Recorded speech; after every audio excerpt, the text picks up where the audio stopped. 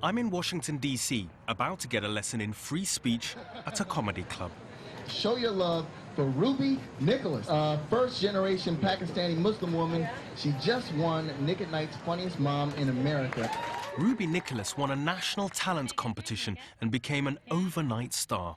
My parents lied when they came to this country. They told everyone they were Pakistani Muslim immigrants so that I wouldn't have to grow up with the stigma of being known as Hawaiian. This is my mom's explanation of Easter to me and my sisters. True story. Girls, on Easter, the Jesus Christ will come back from the dead. And he will give all of the good children toys in the night. What? No, I mixed it. Shut up, sit down, shut up. Shut up. I mixed it. On Easter, the Jesus Christ will come out of the cave. And if he does not see his shadow,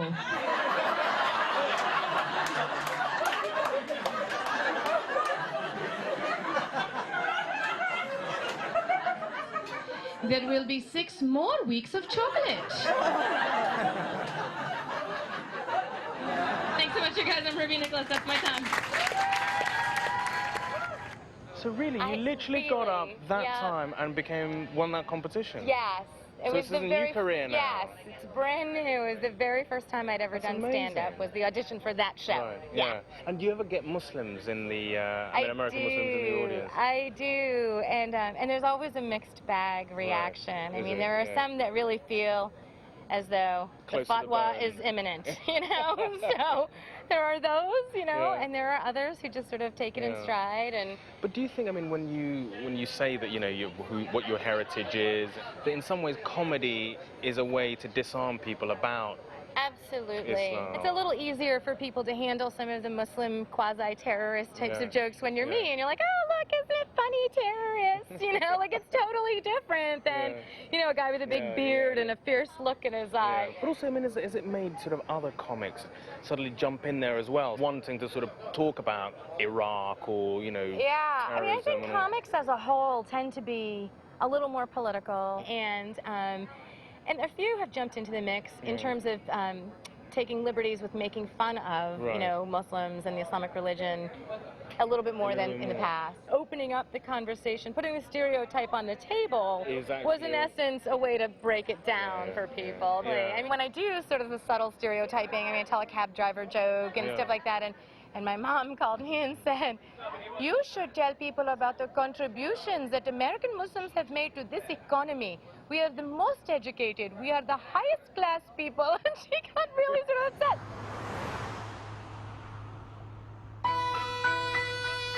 Part of Ruby's act is offending people, and she's very good at it. If she wants to say that Jesus gives chocolate to children, she can.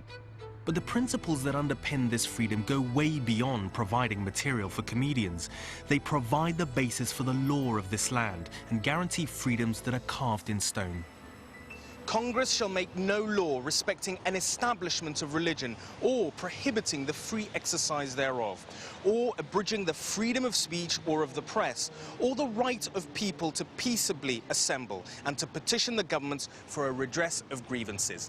When people talk about the fundamental freedoms enshrined in the American Constitution, this is what they're talking about, the First Amendment. And it's the reason why so many American Muslims have been talking to me about the American Constitution, because in it they are free to practice their religion as Muslims, and they are free to speak their mind, unlike so many Muslims in Muslim countries around the world. And if anybody tries to oppress them in this country, they can seek justice from the American government. The fundamental freedoms guaranteed under Islamic law are not far from these American ideals. And that's amazing when you realize the Quran predates the Constitution by 1,000 years. And there's evidence in Washington that suggests America knows it's indebted to Islam for its own citizens' inalienable rights to life, liberty, and the pursuit of happiness. This is the Supreme Court in Washington. Now, we can't get into film because they're actually in session. But what I wanted to show you is a frieze, which is in the room where the Chief Justices actually sit and dispense justice. This frieze pays homage to the ideas and principles that have inspired the American legal system, and one of the foundation documents represented in this frieze is the Quran. And in the nation's capital, there are a few other references to Islam, largely unknown, rarely seen. The Thomas Jefferson building contains the Library of Congress, the oldest cultural institution in Washington, which was completed in the 19th century. Around the dome of the reading room is a mural meant to represent the nations and ideas that contributed most to American civilization. And it might come as a surprise to historians that amongst the ideas represented here is Islam. Beneath this great mural, I'm meeting Congressman Keith Ellison, who I came across at the start of my journey in Minneapolis. So Keith, tell me about when you took your oath of office, because it was on a copy of the Quran and not just any copy. Well, in fact, it was on this Quran that we have right here before us. And, you know, in fact, this Quran, which is a 2-volume set, has the initials TJ inscribed right here, Thomas Jefferson. And so, you know, we said this is... What was your reaction when you found out that one of the founding fathers had his own copy of the Quran? Rocky, I was gobsmacked. As we'd say in Britain. As you'd say in Britain. It was huge. It was international. I didn't have much appreciation for why it would be a big deal that a Muslim would be elected to the United States Congress. I thought the issue was going to be color. And I thought, wow, we've really made some great strides in terms of racial justice when people don't care that I'm black anymore. They just want to talk about religion. But do you think, Keith, that for all the grassroots activism in the Muslim community, that at a national level, the fact is that most Americans are still afraid of Islam? Americans, I think, are subject to fear, just like any people in the world. But I think there's this deeply rooted tolerance and we've been through a momentous civil rights movement. We've been through all kinds of social change movements, all marching the country toward a greater level of equality. And I think people are just not ready to try to cut anybody out of the deal. But the fact is, in the European context, what it means to be a Brit or a Norwegian is fairly tightly defined. It wouldn't look like you and me on right, the roll. And what it means to be of that nation you're a certain color, a certain culture, a certain faith. Yes. But in America, we're coming to all cultures, all colors, our faiths. Even the most conservative American does not question my authenticity as an American. Now, we impose social hierarchies and economic hierarchies. We're not saying we have social justice heaven here. We don't. But the fact is, we don't question our authenticity as Americans.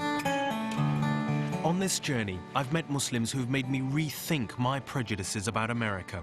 Muslims here realize something the rest of the world and possibly other Americans have forgotten. This country was born out of a revolutionary moment. Settlers first came here fleeing religious persecution.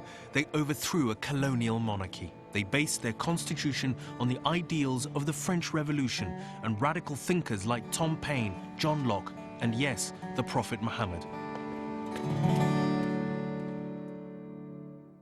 But there's a much more recent moment in American history that has come to define America's relationship with Islam.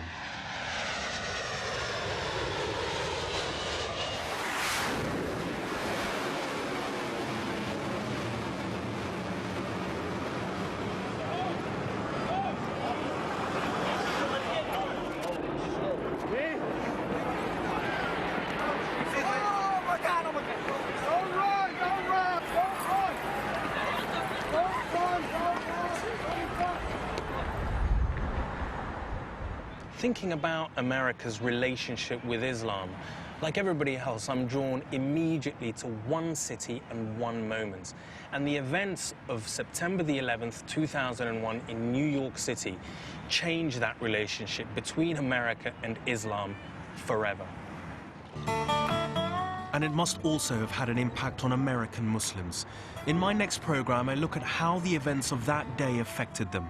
Farouk Mohammed was with the New York City Fire Department on 9/11. There were Muslims like me there, you know. And who died as well. And some that died. Definitely Muslims died there, you know, trying to help others.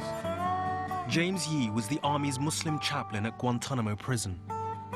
Initially, I was being accused of espionage, spying, and aiding the enemy. Now, these are capital crimes in which military prosecutors even threatened me with the death penalty. And I explore whether a distinctly American form of Islam is emerging in the aftermath of 9/11. Arabic scholar Laleh Bakhtiar believes something unique is happening here. The voice of the Muslim woman has not been heard throughout the 1400 years of Islamic history. Now we need to hear from the women. And it's only when you live in America that you are empowered to go forth with your ideas,